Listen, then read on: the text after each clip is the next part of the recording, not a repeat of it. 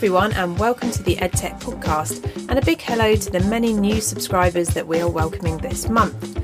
For anyone new, our mission is to improve the dialogue between ed and tech for better innovation and impact, and in these times of COVID, we hope to be especially of use.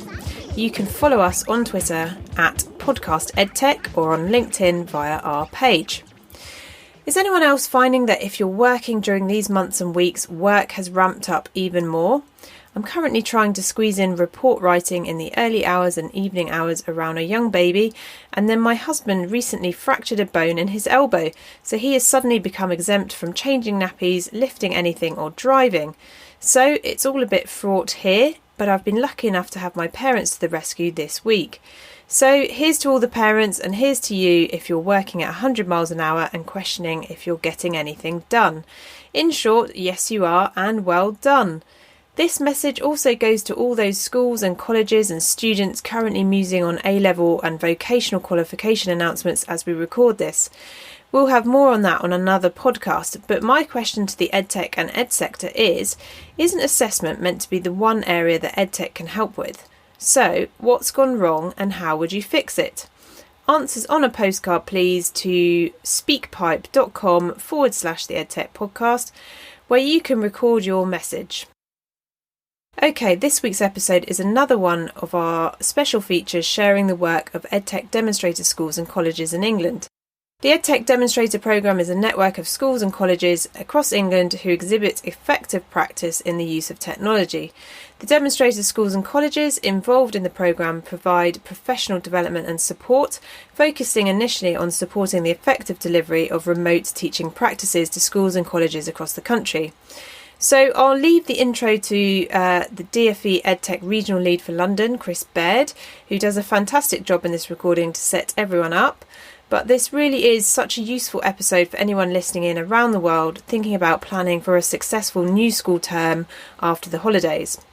In this episode, guided by Kriss, you'll hear about ideas to support senior leaders and educators as schools manage social distancing in their learning context, consolidating online support for those students unable to return to schools and colleges, so for example those that may be continuing to shield, building on progress made with remote learning, and ensuring the momentum for strategic change and the use of technology is maintained in the autumn term and beyond. So kudos to Kriss Baird for the Brian Eno style opening with some nice ambient music, and kudos and hello to past podcast guests from Shackwell Primary School who I've had the pleasure of visiting in the past, and who are one of the very few number of schools in the UK I know to have hosted Tim Cook from Apple in past times. You can find out more about how to collaborate with EdTech Demonstrator Schools and Colleges at edtech-demonstrator.lgfl.net, or listen in as Kriss gives a very clear introduction. But before all that, don't forget that if you find yourself more in a reading mood this week, you can catch up with our latest blog by Dr. Vicky Cameron, who is talking about her different roles in education and coming to a realisation about the use of data to better build school teams. Here she is to share more and guide towards the blog this week. Hi, this is Dr. Vicky Cameron from People Bench. I've just written a blog titled The Gap in Education Workforce Decision Making and Why Data-Driven Insights Are Key to Elevating Student Outcomes. What I share in this blog is my journey through education and my learnings about how to build better school workforces. I hope you enjoy reading it. Okay, thanks Vicky, and thanks Kriss, and thanks to all the schools sharing their thoughts this week. Here we go.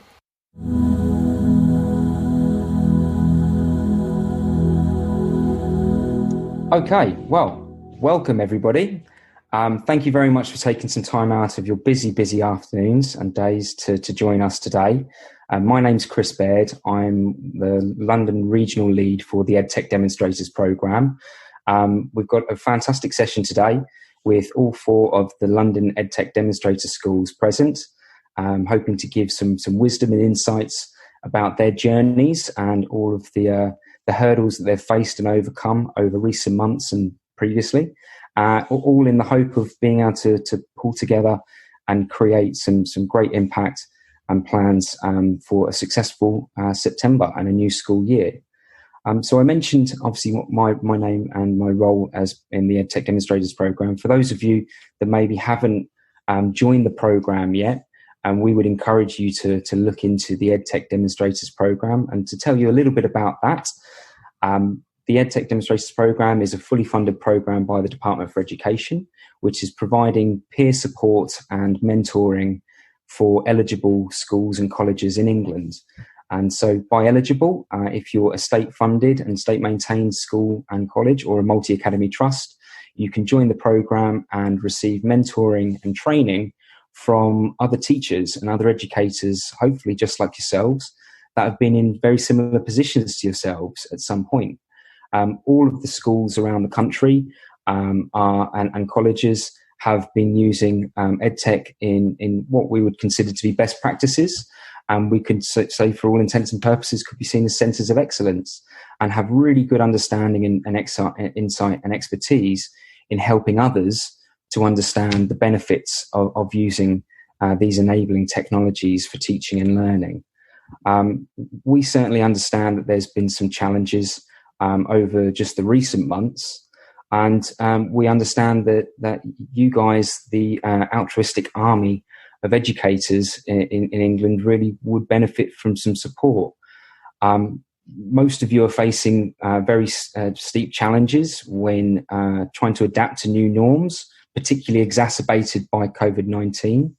And for some of you, maybe schooling has been in almost near stasis, perhaps with some students and learners without much access to devices at home. This has all placed enough pressures onto parents to cooperate more with schools and provide a viable education experience for our children. So this programme, as I said, the EdTech Demonstrators Programme, is coordinated by London Grid for Learning, the Education Foundation and Sheffield Hallam University. And as I said, it's all about connecting schools and educators with other schools and educators who are committed to highlighting the benefits of education and technology at every step. And so today's session is really about hearing from London's EdTech Demonstrator Schools. So we have colleagues from Cheam Common Junior, we have colleagues from Reach Academy in Feltham, Heronsgate Primary School in Greenwich, and Shacklewell Primary School in Hackney. So without further ado, what I'd like to do is hand over to Graham Mccauley from Cheam Common Junior to have a quick introduction about his school and their journey to date. Over to you, Graham. Super, thanks, Chris. So, as Chris said, my name is Graham Mccauley, and I'm the Director of Technology for Learning here at the Leo Academy Trust. We're a MAT in South London with 6 academies spread across 7 sites with just over 3,500 pupils. Over the last few years, we've been working really hard to try and use technology across all of our sites to develop the fantastic teaching and learning that already happens on a daily basis. We were presented with a number of challenges a few years ago in terms of our thinking, and we had to really make a hard decision about how to develop teaching and learning for all of our children with technology. And we had 2 options. We either had to continue doing what we've always done, even though we possibly knew that it wasn't the right thing to do, or we had to really think differently and innovate and overcome challenges with a very much a fresh approach. Traditionally, in all of our schools, we had the same challenges that all of your schools were faced in terms of finance and pupil funding. The local authority was changing its role, and in terms of IT and systems, we were having a much greater responsibility for that internally. Staff across the organisation wanted to collaborate, but ultimately the IT systems didn't allow us to do that. And I guess most importantly, we had no real direction for where we were going. Our approach to technology was, if it works, great. If it doesn't work, replace it with something that does work and kind of carry on. And at this point, we thought very hard about what to do. And we decided that cloud-based working and moving to the cloud was the way forward. And so we went for a huge piece of work about moving people to the cloud. And we adopted G Suite as our core platform. But actually, at the time, we looked at Apple. We also looked at Microsoft to ensure that whatever we did was the best, most suitable solution for all of our children to which we serve. We spent a lot of time working with all of our stakeholders, members of the board, school leaders in schools, principals, And I guess most importantly, we spent a lot of time working with children to say, how does technology help you learn? And actually, the challenge was to capitalise on that and make sure that we did more of that and perhaps didn't use technology in ways that didn't work. And having done all of that cloud migration and teacher kind of work, we then moved our focus to children. How do we develop the use of technology for our children? And now we're in a position where we're rolling out a one-to-one programme for every child within the trust. So every child will have a Chromebook for September that we fully fund. There's no parental contributions. Children take those home. We ensure they use them all the time. And of course, it's also important to say that our digital transformation isn't just about G Suite or Chromebooks. It's also about the wide variety of other resources that we use to help with our teaching and learning, whether that's CPOMS as our cloud-based child protection safeguarding management system, whether it's pedagogy type tools, things like schoolexams.co.uk, Adobe Creative Cloud that we get via LGFL, and all of the other teaching and learning tools that we use to develop teaching and learning. So we're really looking forward to sharing some of our stories and to answer some of your questions later. Thank you. Thanks very much, Graham. Now, perhaps I can hand over to our newest of the EdTech demonstrators, Ed from Reach Academy Feltham. Why don't you take over? Hi there, yeah. So my name's Ed Van Care, and I'm the executive principal here at Reach. So we're an all-through school that opened in 2012. So we've got 2-year-olds in our nursery, and we go right up to A-level. And we've had, I think, a fairly consistent journey with our IT. We work with Google, and that's been something that has served us well. We've used Google Classroom in secondary quite a lot, in primary for homework and to work with parents that way. We've had a lot of impact in terms of the quality of teaching around using visualizers, and that's a particular focus of ours because we find that makes a huge difference to modeling and feedback and so on. And then in this period, we've really kind of invested heavily in sort of remote learning and remote provision. Our teachers have been quite heavily involved in developing resources and lessons for Oak Academy. And we've been able to keep our pupils learning with kind of direct instruction via video, kind of all the way through the shutdown. My colleague Harpreet will be able to talk a little bit about that. You okay to take over, Harpreet? Yes, yeah. Hi everyone. My name's Harpreet Dillon, and I am the maths lead at Reach Academy. I've been teaching online since the very first Monday that lockdown began, and I'm working at the moment to produce lessons for the Oak Academy, National Academy, which is what we've used quite a lot recently. So initially we started producing our own videos. So all our teachers had to become, over the weekend, really good at making videos, editing videos, using Google Classroom religiously. And luckily, because we had set up Google Classroom before lockdown, as it was part of homework practice, and that's how we used to send homework home to children on a Friday regularly. They were comfortable using Google Classroom, which meant during lockdown, we continued with that.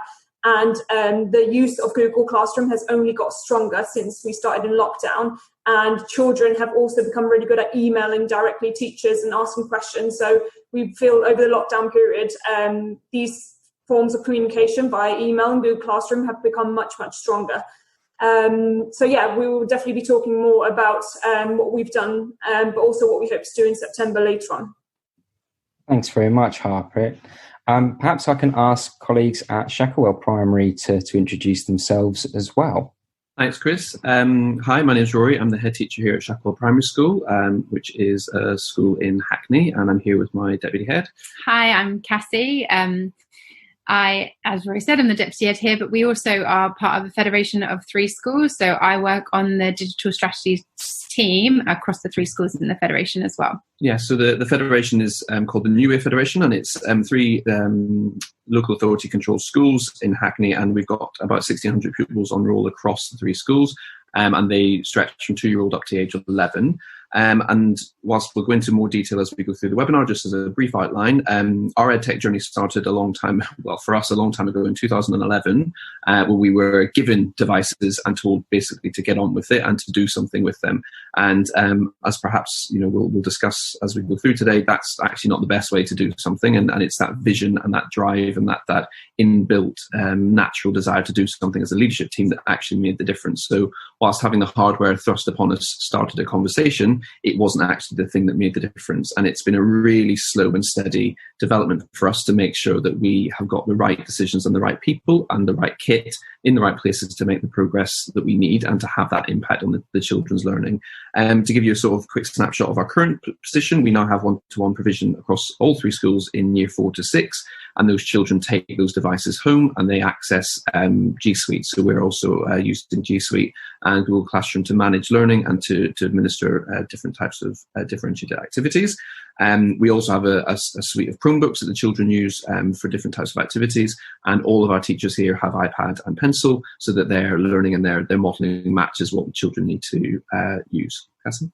We're Apple Distinguished Schools, so we're recognised for our innovative practice for teaching and learning with Apple products. So our children use iPads, and as Rory said, our teachers use iPads as well. We really believe that giving children digital devices helps to engage learners across the curriculum, and it's used as a tool for learning.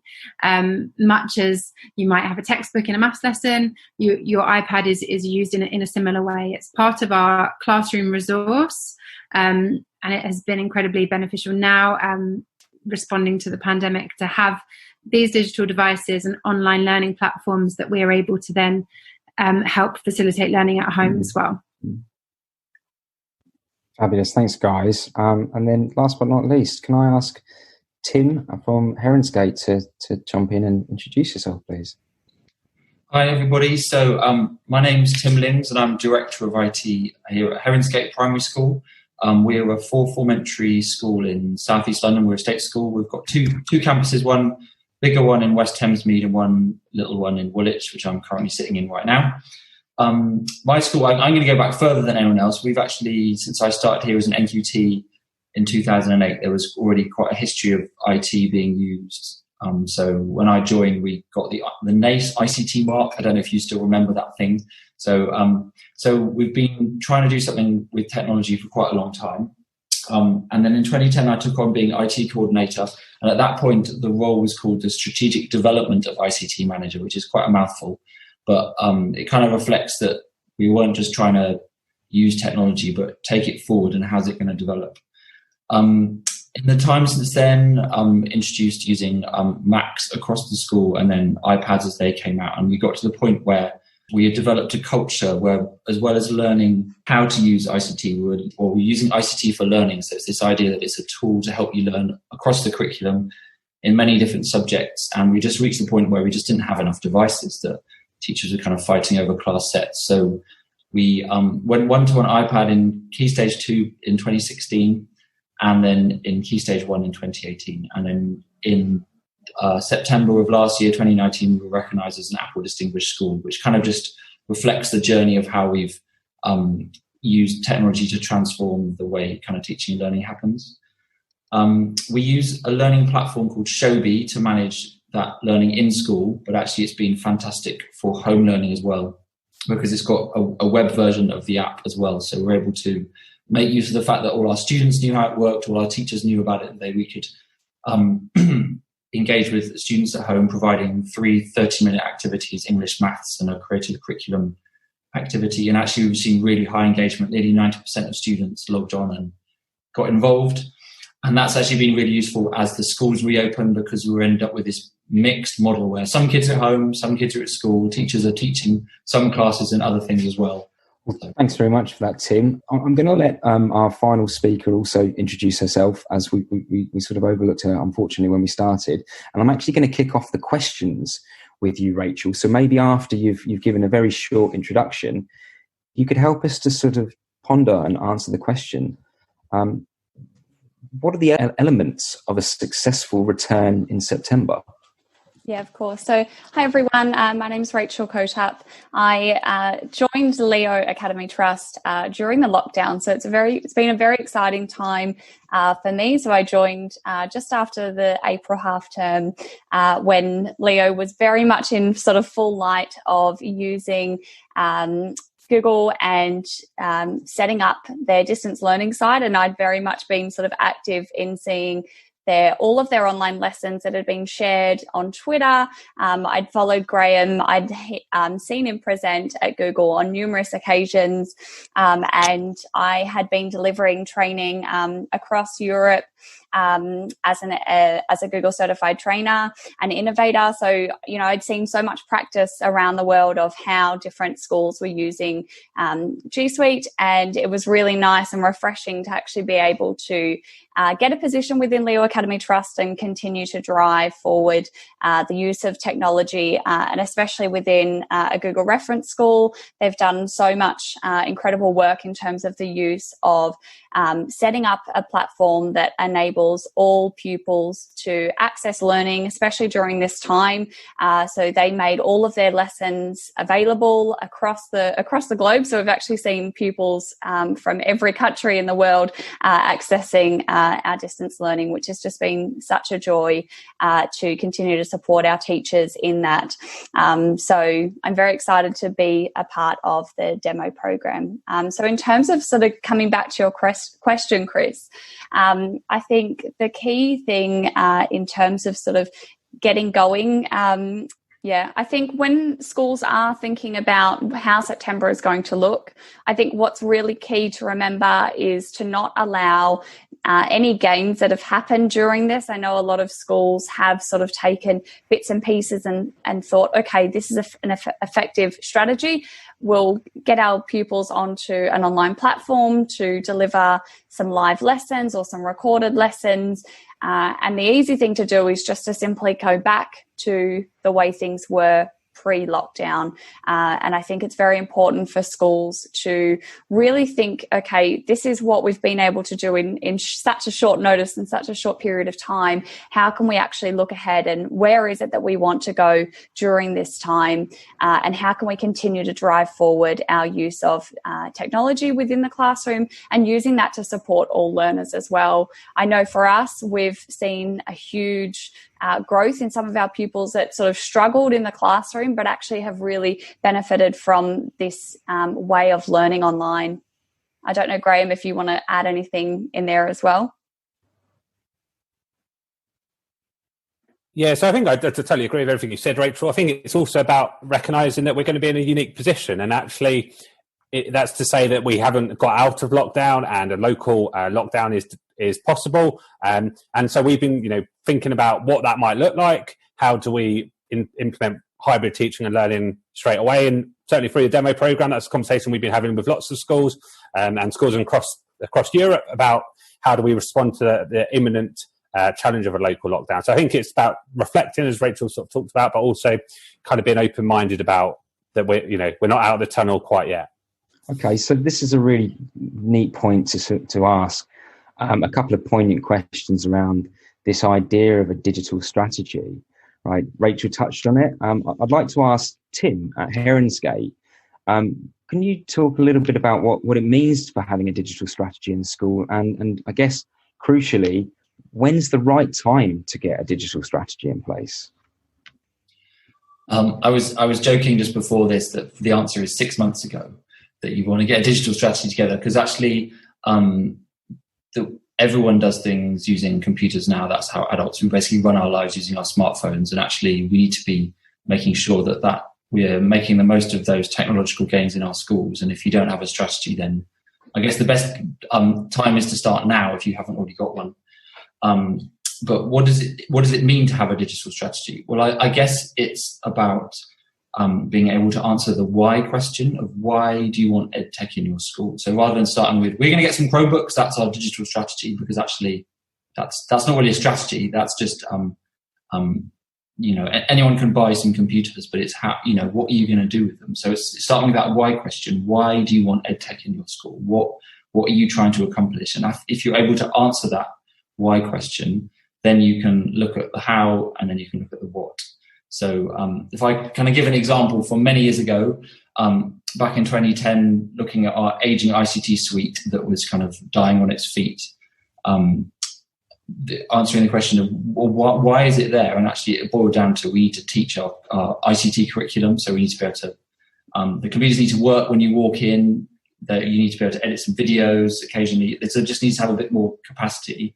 And then from that, we're able to figure out, actually we're going to get some max in there because we can do the AV stuff at that time, and kind of reliable and long lasting. And so if you start with what are you trying to accomplish, why are you doing this, the next steps start to emerge. And so it's being able to articulate your why and get that really firm, and then you'll find that kind of the next steps become a lot more obvious, rather than deciding on the steps and then trying to figure out where you're going afterwards.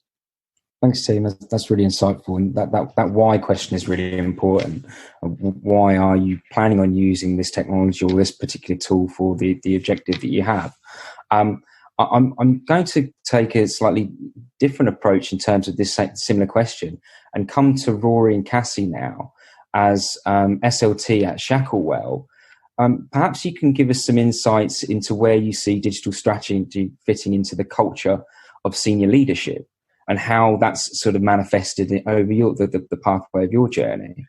So I think the key thing I would say is, I know we've already heard a lot about vision, and I think that the only thing I would add to that is that it's about the leaders who are driving that vision have to be prepared to take risks and innovate themselves. It's all well and good suggesting to the teaching staff that they must, try iPad or use Visualizer or use a Chromebook, whatever it might be your direction you're going in.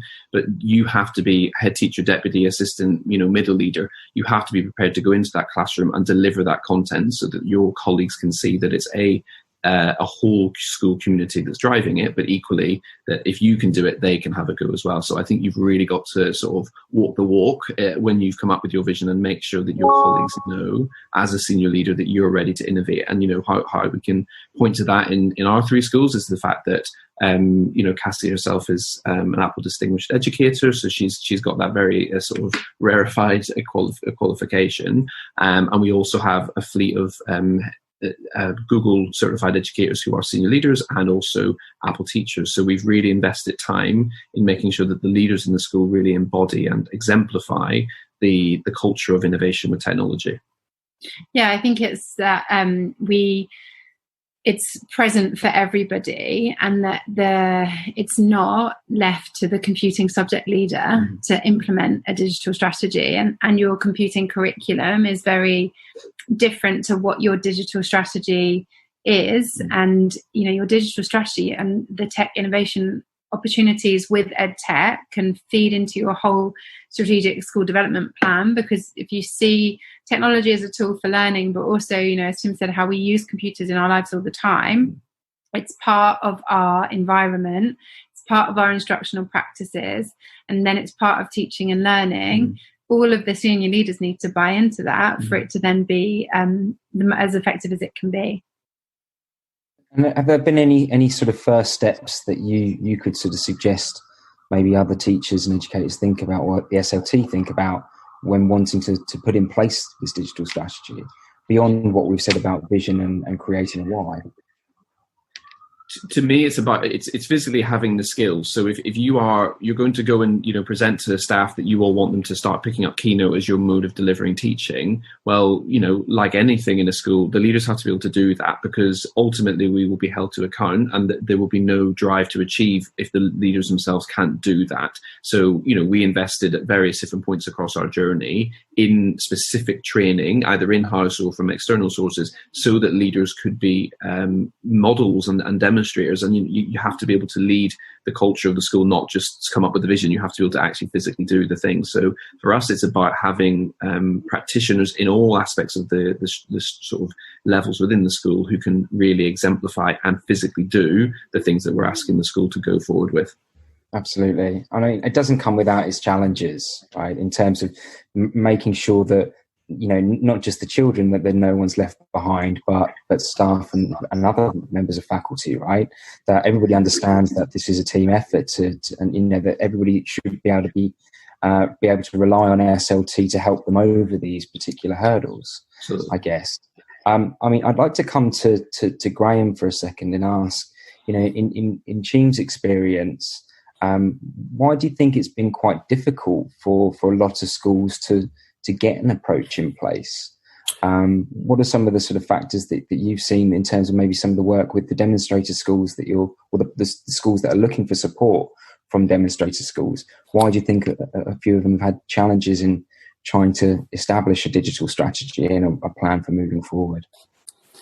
Yeah, no, I think it's really simple, actually. Change is hard, right? Like, whether that's a technology change, whether that's something about a change of a curriculum, staffing restructure, change is really difficult. And I think this is one of the successes of the Demonstrator Programme, is that we can provide support to schools making changes, whether that be through examples of schools that have done something similar, whether it's about signposting people to resources, training, webinars, recorded content, whether it's that kind of one-to-one mentoring. We can support people through that change management process. And I think for a lot of schools, it's really hard to do those changes when you kind of weigh up the pros and the cons. And actually, for a lot of people, you might think that actually your pupil end of key stage attainment is really high, quality of teaching might be high, you might have a kind of financially sound budget, you might also have good teacher retention. And actually, to put technology in some schools can be that kind of final bit that perhaps actually could start to cause problems. And I think that's part of the problems in terms of implementing tech in schools. It's about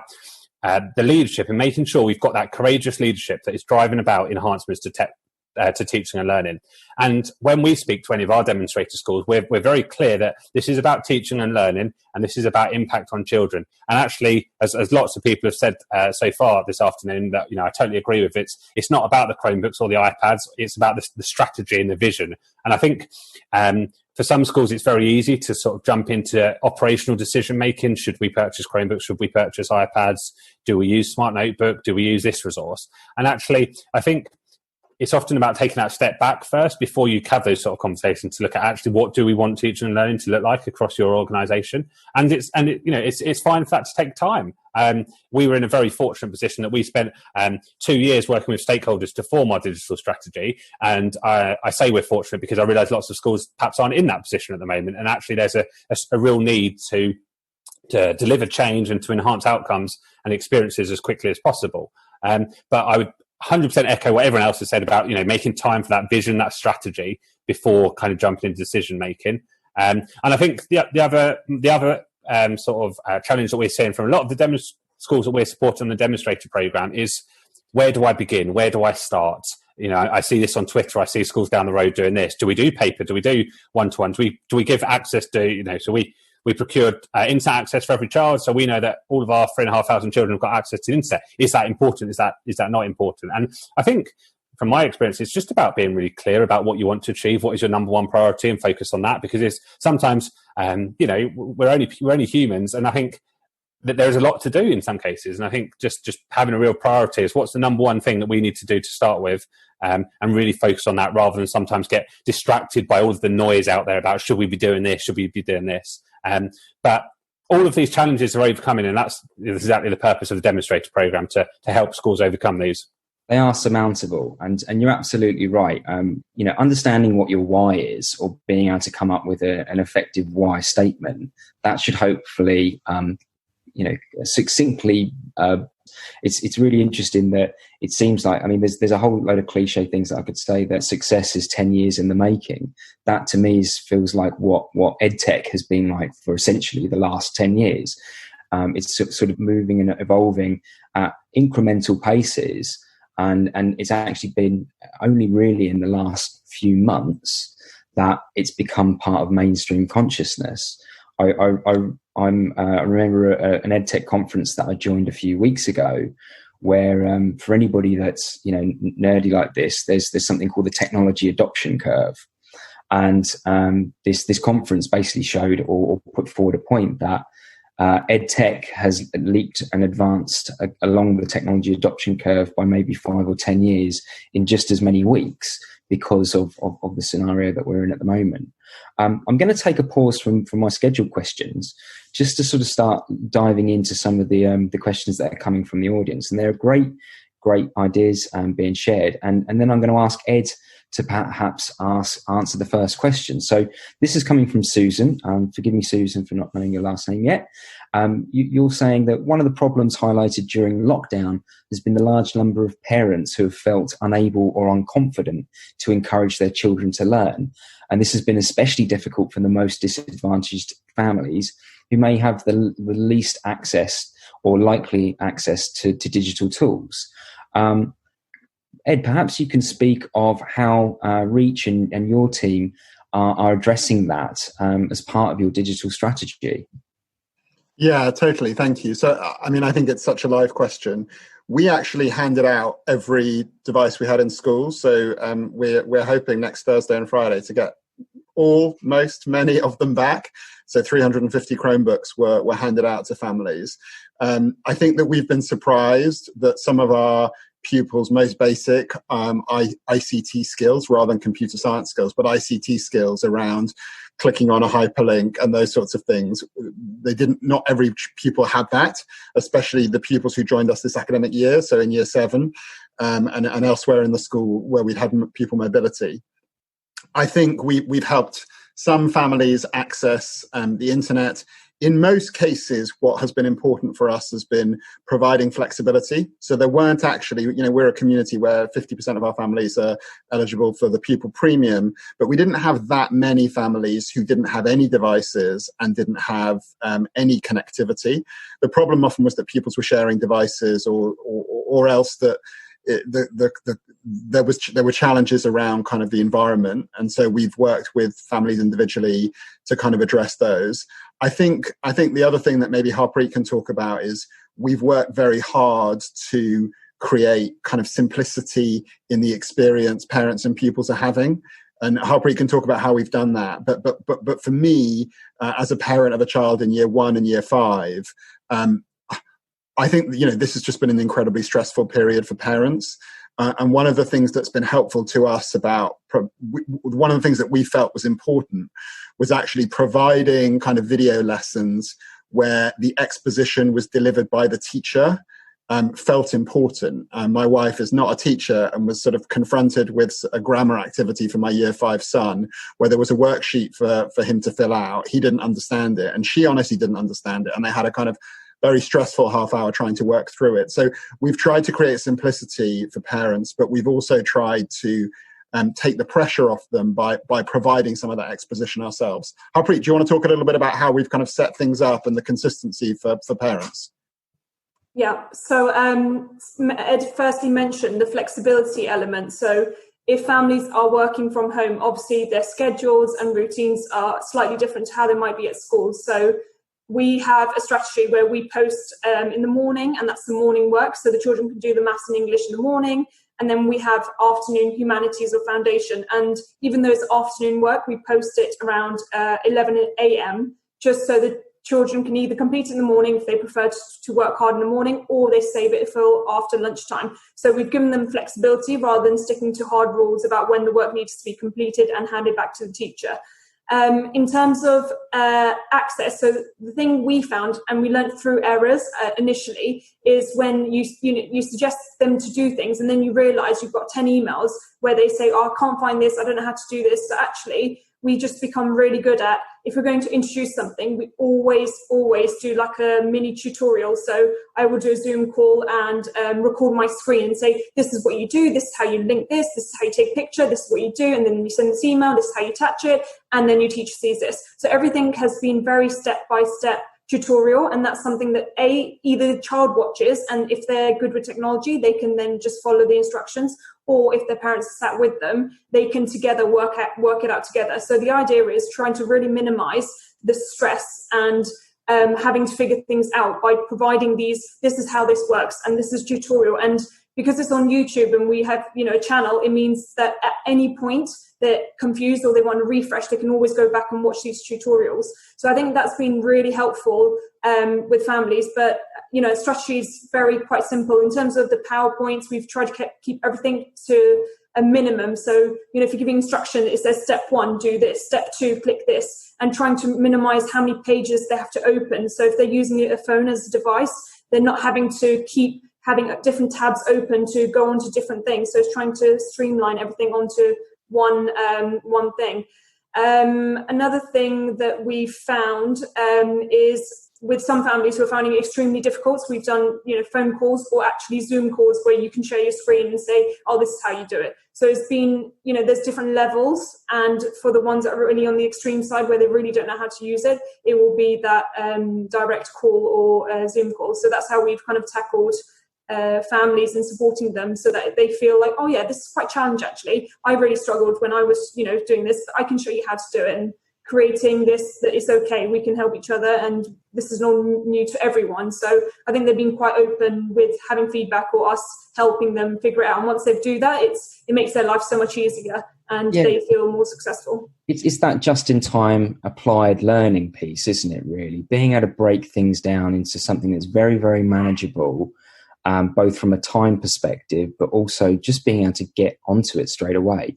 I've got Rachel from Team. She's also like to chip in on this. Rachel, perhaps you can share your thoughts. Yeah, so I think in a similar way to Harpreet, as creating those little tutorial videos for pupils to be able to work out what it is that they need to do. I think what we've seen, which has just been so exciting and to see, is that our pupils have actually been creating little tutorial videos to help each other. And that's our year fours that just get on and they use the classroom stream to respond to each other's questions that they have. And they create little screencast videos and then share them. So whenever there is a problem, so this morning it was that the work wasn't there, or if something did go wrong, or they were wondering, okay, how do I export my Adobe Spark video that I've created and I don't know how to upload it?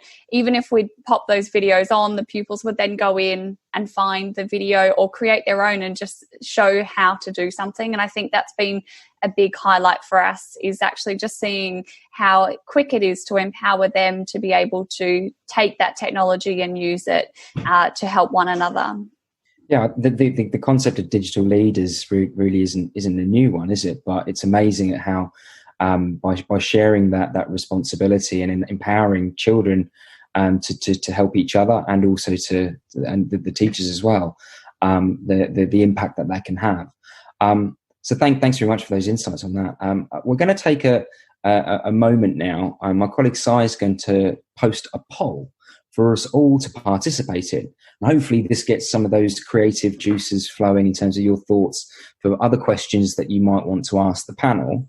And this is just for funsies, but perhaps you can all contribute your votes, and we can see over the course of the next couple of minutes where this ends up lying. And in the meantime, it's interesting that we started talking about impact, because there's two questions that have basically been dovetailed off of each other, asking the same thing. And I'm going to start with my colleague, Alistair Gittner, who's one of the other teachers and educators at one of the demonstrator schools in Sheffield, who's said that one thing that he's finding is that schools who have begun to develop strategies are now wanting to evaluate them, particularly those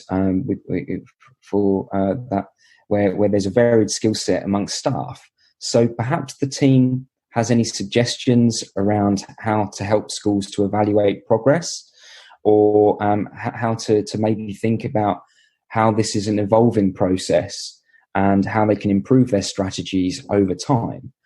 Rather than just being wedded to a particular strategy that's been created somewhat in haste in response to obviously these challenges. So just to sort of make that question a bit more succinct, I'm inviting any of the demonstrator schools to raise their hand. How have you begun to think about helping to evaluate the approach that you're taking?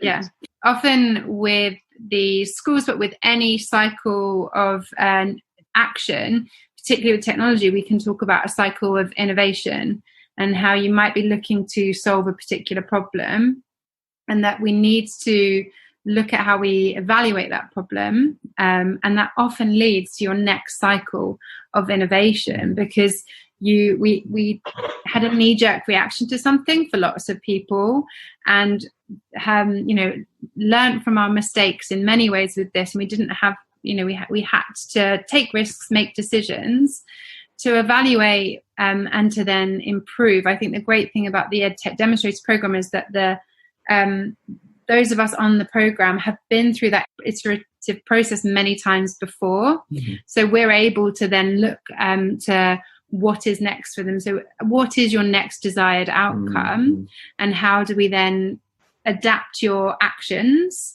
or how do we then adopt some different training pathways for different teachers or different leaders to help then start the process again. And I think I would just add as well that I think lots of schools will have, as you've alluded to, jumped onto a certain, operating system or device at this stage. And actually, 6 months from now, a year from now, you don't want to still be lumbered with something that isn't actually effective for you in the longer term vision. So I think we, as EdTech Demonstrator Schools, have to support colleagues to say, actually, we're going to pause on that particular decision because it wasn't the direction that's right for us in the long term. And I think we can support them to then assess what is right for them. And I think that it's okay to say that we went down the wrong avenue first. Let's reverse and go a different way. And I think there's no point in pressing on just because they've made a decision in a very difficult and stressful time without then, with a little bit more reflection, actually thinking about what's valuable for the long term.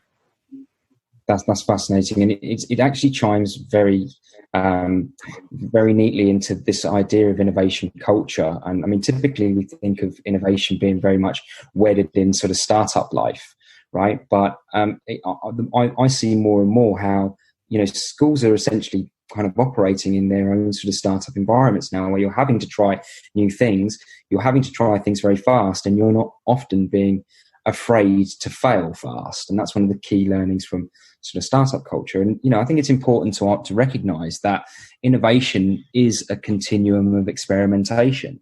You should be thinking about how you are actually going to check whether you're meeting your milestones.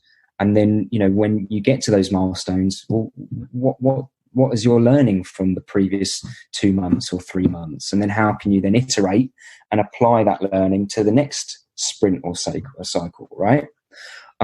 So hopefully that's answered a couple of quick questions, or a couple of questions from the audience. And I'm really encouraging you to think about some other questions to ask the panel, because we have a number of questions, but we're actually really, really keen to hear from you guys.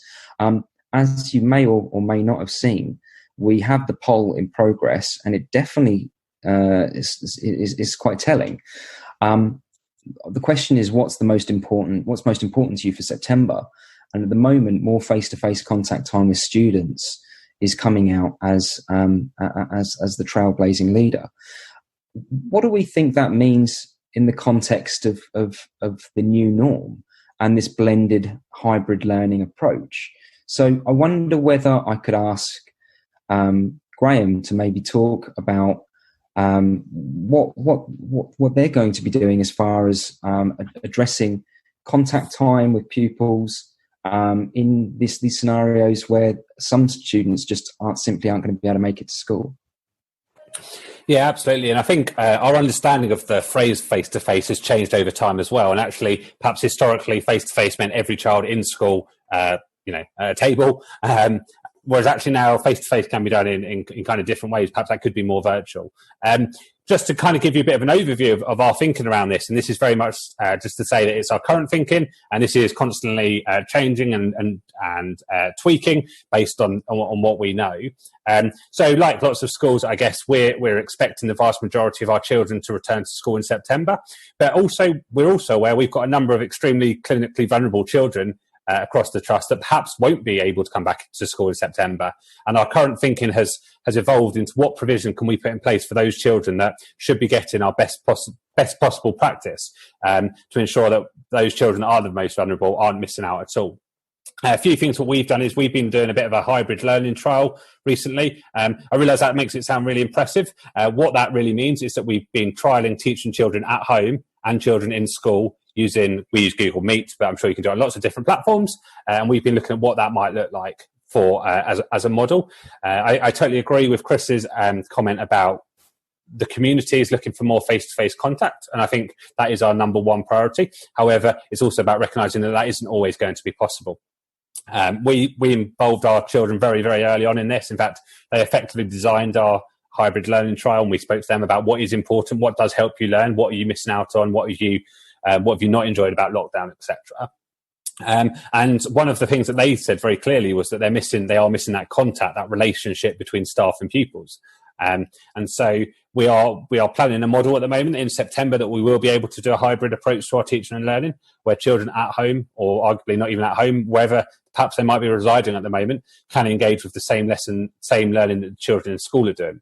Clearly, this isn't to say that this is to replace face-to-face teaching, but it's about putting a solution in place. And we've learnt a lot. I come from a teaching background, and I didn't realise until yesterday how much I appreciated sort of non-verbal language in a classroom. And suddenly doing it on me, I didn't get any of that. And I suddenly thought, you pick up on that child that's perhaps slouching in their chair and perhaps not engaged, but on Google Meet, you don't have that insight. So I learned an awful lot about my own teaching style, and actually things that I perhaps took for granted, and suddenly realised yesterday afternoon that I haven't got this to go on, and it's very different. So I think it's about being creative about it. It's about recognising that the learning we provide and the connections that we provide for children are essential.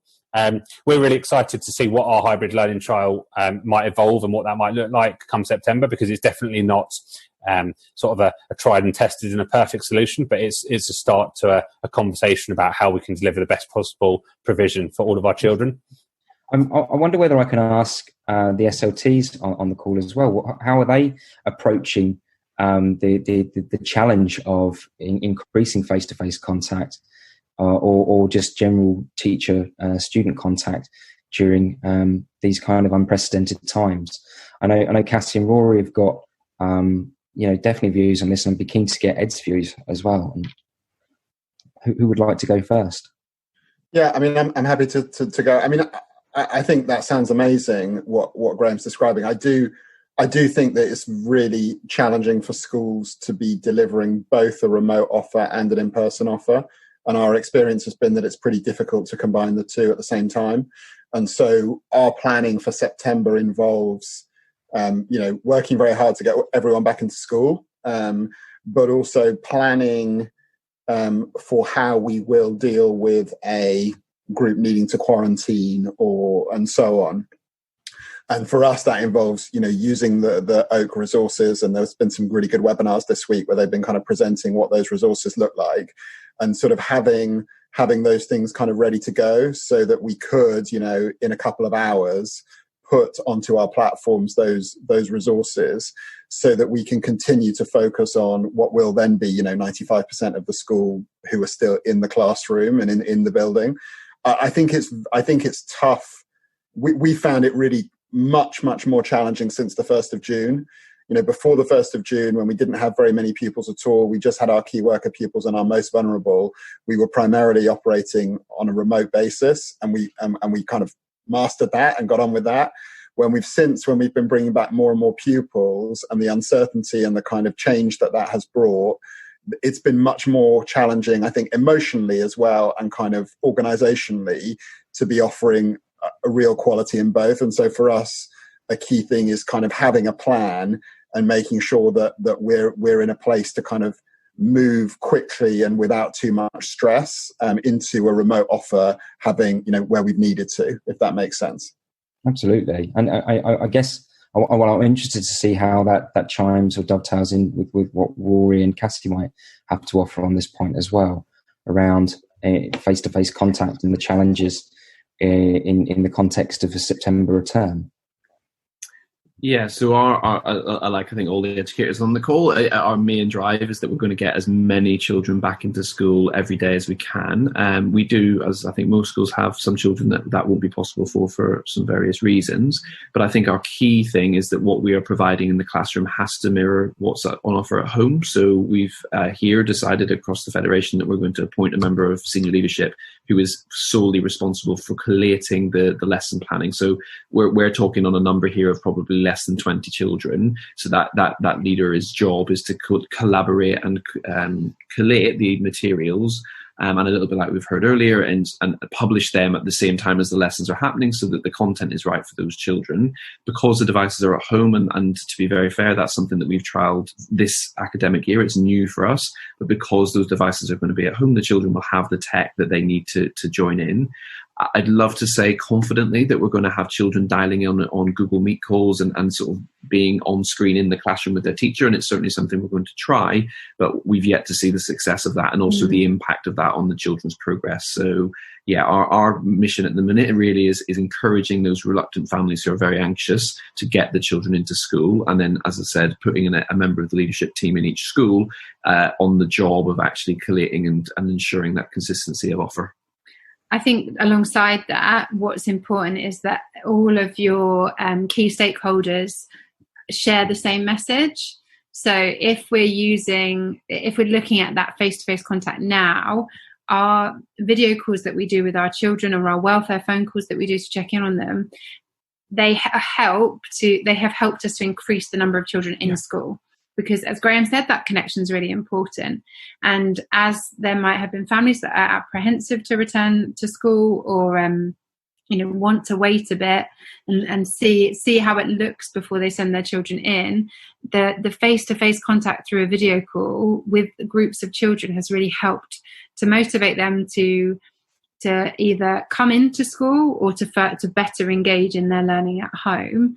And that's why that element is so important. And even for those children that are unable to join us, they still get that connection, and we do that through those video calls. Thanks very much for that, Cassie. So that actually leads on quite neatly into the next question, which I'm going to pose to Tim. Actually, this is two questions coming from Danielle. So Danielle's asked, have schools on the panel given IT to children or loaned it? Have you used your own budgets or found funding from elsewhere? And how have you dealt with digital exclusion? What methods have helped to address this? I'll start with Tim, and then maybe we'll get some other views as well.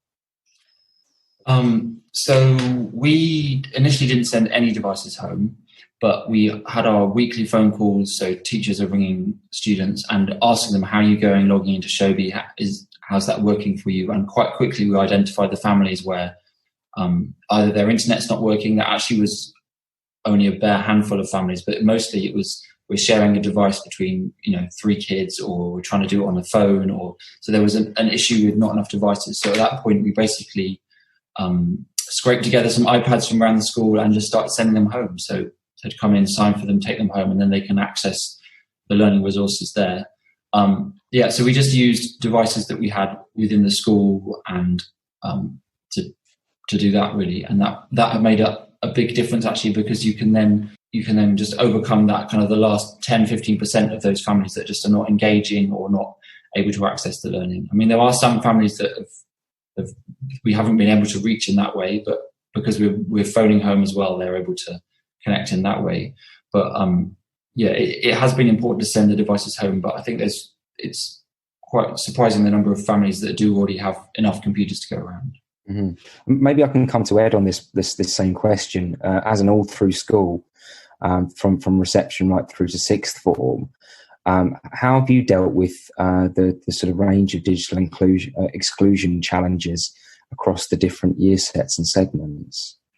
Yeah, I think the key thing is really understanding exactly the nature of the problem, and so in many cases, at the core of it is a question of sort of access to devices within a family and within a household. So often there is a device, but the problem is if you've got 2 or 3 children, kind of managing it within that is really challenging, and that's quite different to absolutely no kind of internet access.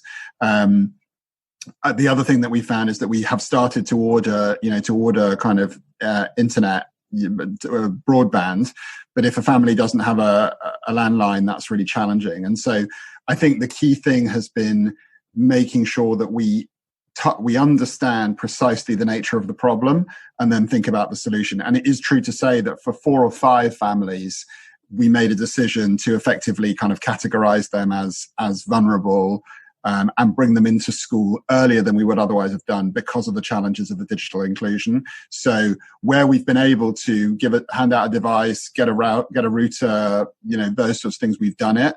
But in some cases, what's worked best actually is to get those children back into the building earlier and enable them to learn that way. Thanks for that, Ed. And then in terms of those sorts of devices that you need to procure, that's come from sort of school budgets, or you've been able to find funding elsewhere. Anything to say on that point? Yeah, we approached local businesses, and we had 30 devices kind of donated from local businesses, a mix of kind of tablets and some kind of some laptops, and then everything else has come from the school budget.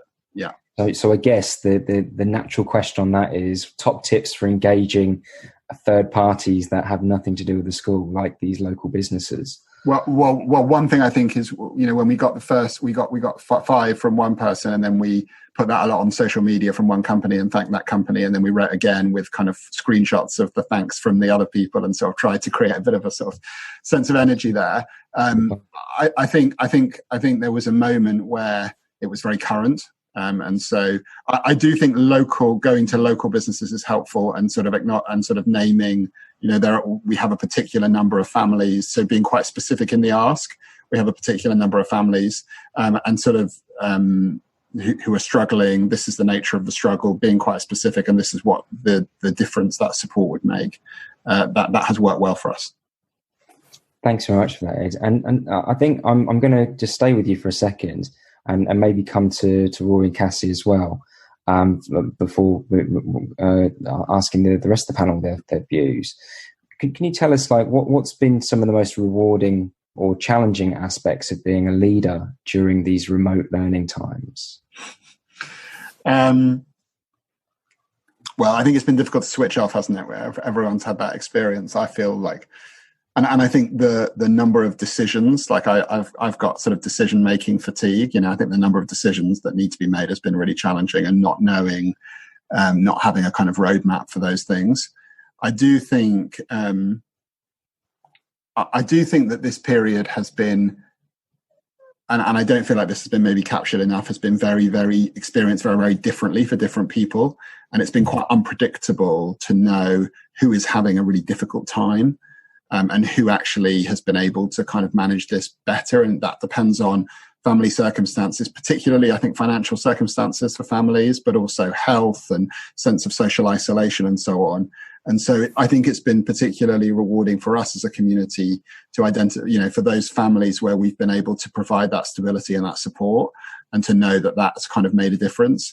And then I think as people start to come back into school, that's been fantastic to be able to reconnect. Rory and Cassie, I'll come to you next. What would have been some of your most rewarding or challenging aspects, perhaps?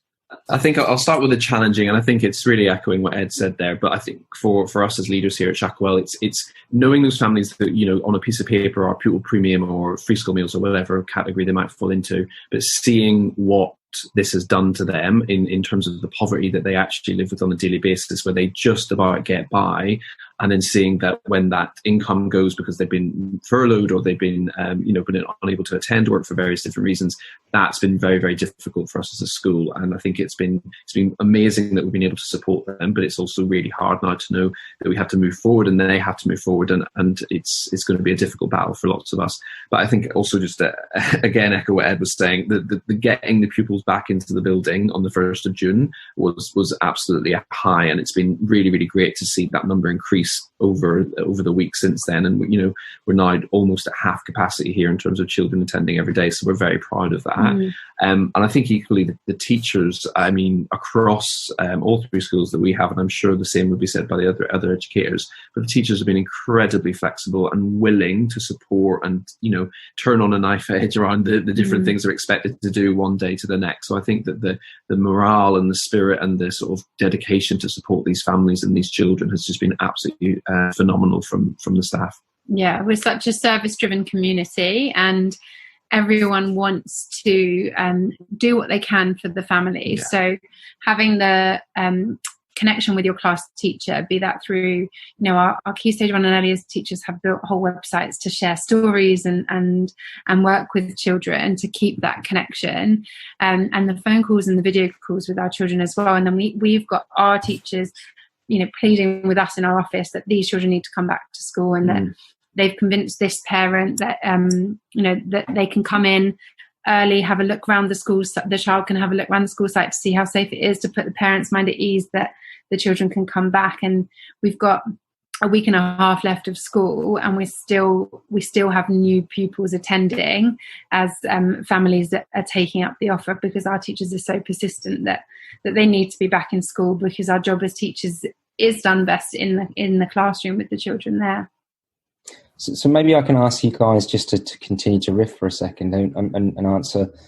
How are you working with school leaders and teachers that are engaging with the EdTech Demonstrators Programme? I think we sort of have a process that we go through with them. We have initial conversations with the link person from that school, and we've been very lucky, and most of those link people have been members of senior leadership teams. But if on that first initial conversation someone from the senior leadership team is not there, then we will ask for a second conversation with someone from the senior leadership team. Because we've spoken, lots of us have spoken at length about how important it is that it's part of a wider senior leader strategy, and that you need that buy-in from your senior leadership team.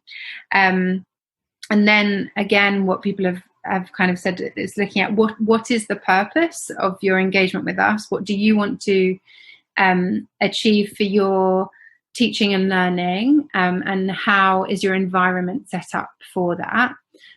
When that discussion has taken place, there'll be then a series of actions and objectives for the longevity of the project. Mm-hmm. That might include a series of webinars for a team. It might include some help creating a digital strategy. Or we've done quite a few calls where we might demo to a leadership team. This is where you can get to. This is our journey. This is where you can get to. But now let's start very small and build up to that. And that then might lead to some training sessions with some middle leaders to help implement that in their school as well. I think the most challenging but most exciting part of the EdTech program thus far is the managing the expectations of what can be achieved. So I think everybody who signs up is really passionate, and they've all got a real drive to get this up and running. But I think it's our job as the EdTech schools is to sort of reiterate all these points that we've said in this session, and really remind them that slow and steady and well thought through change is much more valuable than just chucking a load of iPads into the classroom. And I think that's been, sometimes they're a little bit disappointed, but actually they know in the long run, once we explain it, that's where the impact's going to come from. So I'm seeing some heads nodding from the rest of the panel.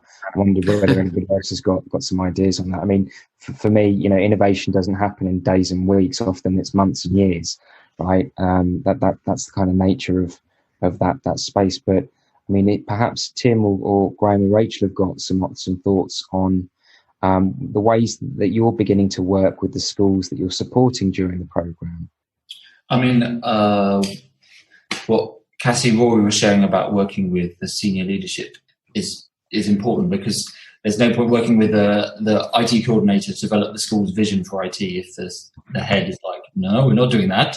So that's important. And I think it's developing what's your vision, what are you trying to accomplish? Because once you've got that sorted out, you can then figure out, well, how are we going to get there? And it does involve small steps. It would be great if it could all be done overnight, but actually it's, overnight successes take 10 years. So it's going to take a while, and hopefully we can accelerate people through that process through learning from other people's mistakes. But it takes time.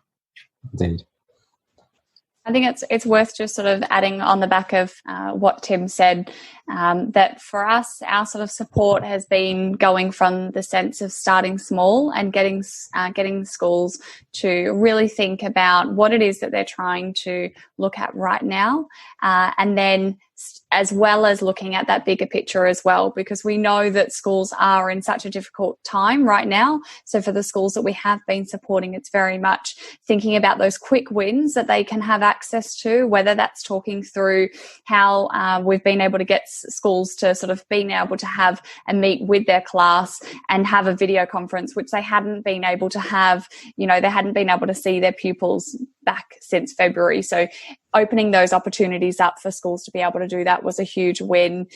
We know that a lot of the schools that we work with came back with that, and we're really happy to have those quick little wins. And now it's actually thinking, okay, what are those long-term goals that we want to achieve during this program, and how can we get there? Because we've got schools that are coming to us that are completely beginner. They've got no technology at all and are very much just getting accounts set up for the very first time on the cloud.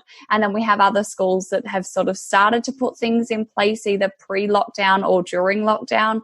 And it's very much a huge continuum of where schools are at, and it's very much just working with them where they're at and continuing to support in any way that we can, whether that's through webinars or trainings, or even just those difficult conversations to have in terms of what devices do I go for, what platform do I go for. And I know that that's been a lot of the chat that's been happening in the background is, you know, why did schools choose Google or Microsoft or Apple, and how do you go about supporting devices and internet access?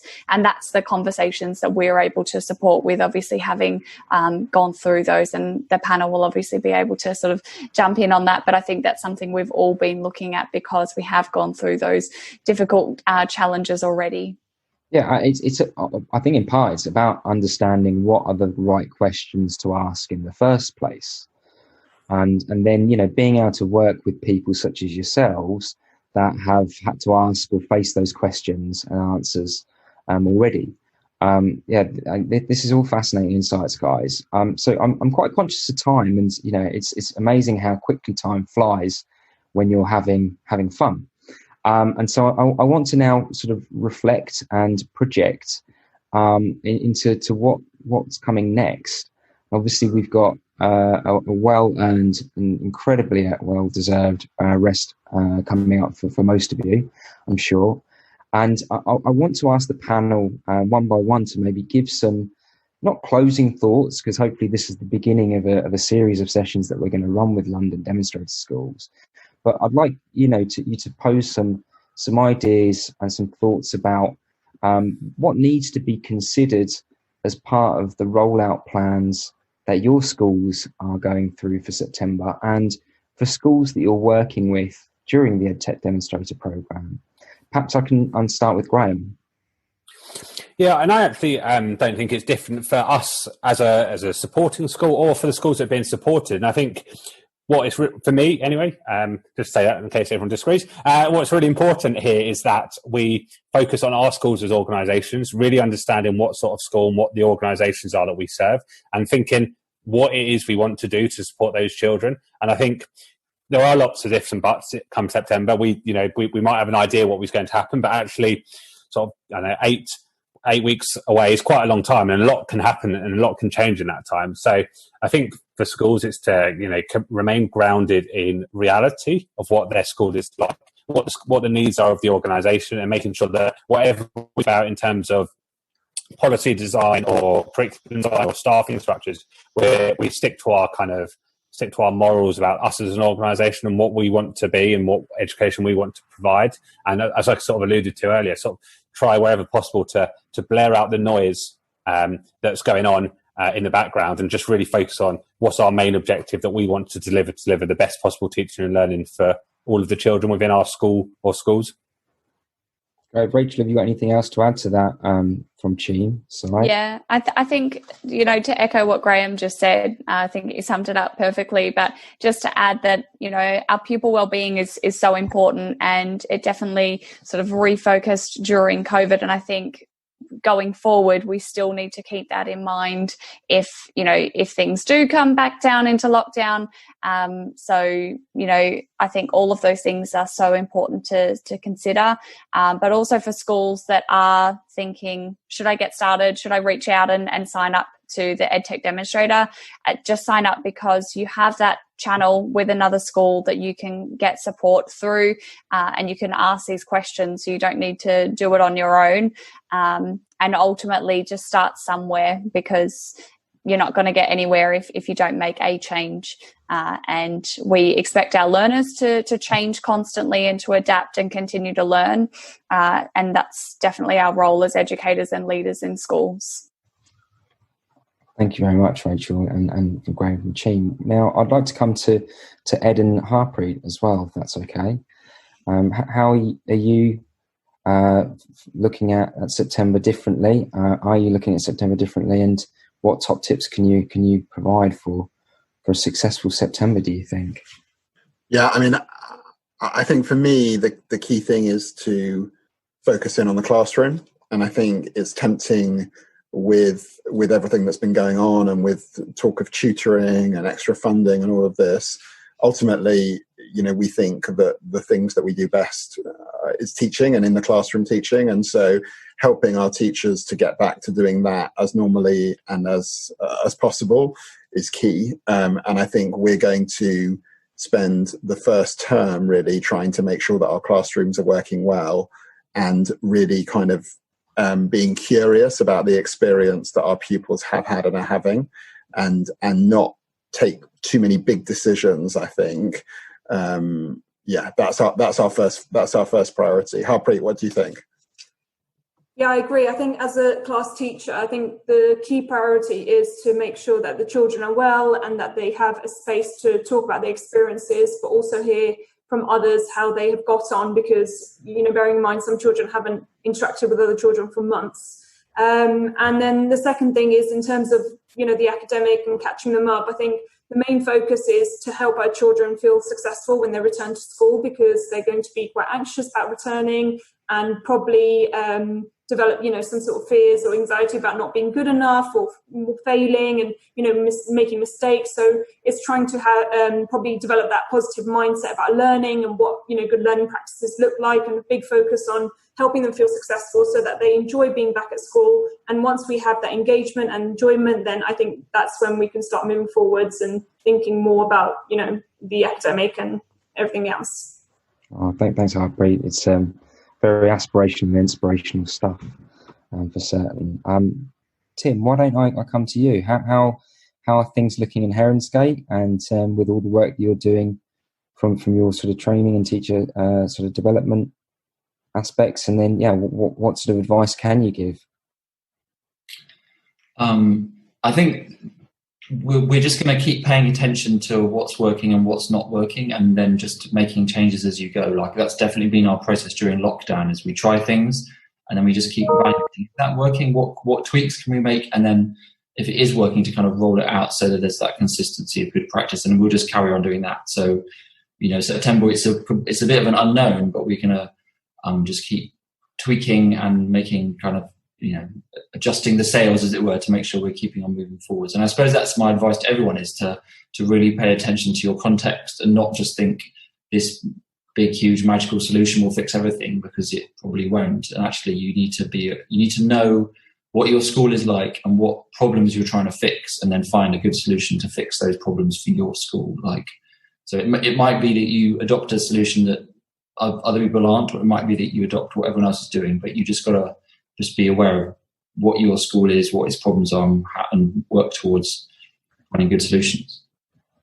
Thanks very much, Tim. And then certainly last but by no means least, Rory and Cassie from Shacklewell. How are you addressing September, and your final thoughts and tips and advice? So I think our big thing coming out of the sort of technology use of the lockdown has been that we've realised and recognised that there's a gap in parental understanding of how to use devices for learning, and unfortunately in some instances safely. So we have really got to address that, and we're doing work before the summer holiday, but it's going to be a real push for us, that because these devices are going home and that these families are going to be, children will be on these screens potentially more than they would be in an average week. The families and the parents need to know how to use the safety features, ensure that there's not inappropriate access, and all of those things. So we're really trying to upskill our families with webinar content and sort of published materials to encourage them to allow the children to use the devices, but to do so in a responsible and safe way, as they would do at school. Yeah, definitely that online safety more than ever, but also with the parents. In the past, we run parent sessions all the time, like how to join Google Classroom, what you need to do with your children to stay safe, and our uptake's always been quite small, but they are now really eager to get some support from us, because they've had these experiences. They haven't necessarily enjoyed it when they've not known what to do, and they really want to help their children, and we want to help manage the risk for children. So the more that they're using technology, the more we will make sure that they can take those risks, and that all of those people involved in it know how to help them to be safe with it too. Thanks very much, guys. I think that's a really nice place to sort of end on, and poignant thoughts around, looking to the future. I guess in terms of sort of my closing sort of remarks and thoughts for where we are and where we're going is that, first of all, I think everybody that's here on this session today, audience included, needs to be congratulated for such a fantastic job that you've been doing over the weeks and the months and the years that you've been teachers. You guys really are the trailblazers in your profession. You're having to adapt very, very quickly and dynamically to these changing challenges and these changing times. I think it's important to recognise your work and to sort of thank you for that. Your work is going to impact millions of children around the country this year, next year, and in generations to come, I'm sure. So without rest on that point too much, I'd like to thank all the panel for taking the time out this afternoon and to contributing all of their thoughts and wisdom. The programme is open and available for all schools and colleges to explore. And hopefully, if you're in the London area, you'll have a chance to speak with myself and the colleagues that are here on the panel today. I'm sure that we'll be joining forces again and coming back and sharing some more insights and wisdom when we return after the summer. But in the meantime, I hope that you all have a restful summer break. You recuperate and you take stock of all that you've achieved over the last few months, and are looking forward to what's coming as of the next school year. But that's all that we have for today. And thank you very much. We'll be making a note of all of the questions, and where possible, we'll try to answer them either in a blog post or perhaps on social media. So do please join and follow and keep abreast of all of our updates. And we look forward to seeing you very, very soon. Thank you very much. Goodbye, guys.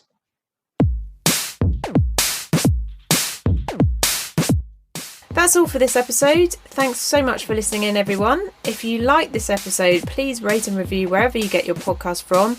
And what else? If you want to share your message, why not place an ad in our upcoming episodes? You can drop us an email at theedtechpodcast@gmail.com.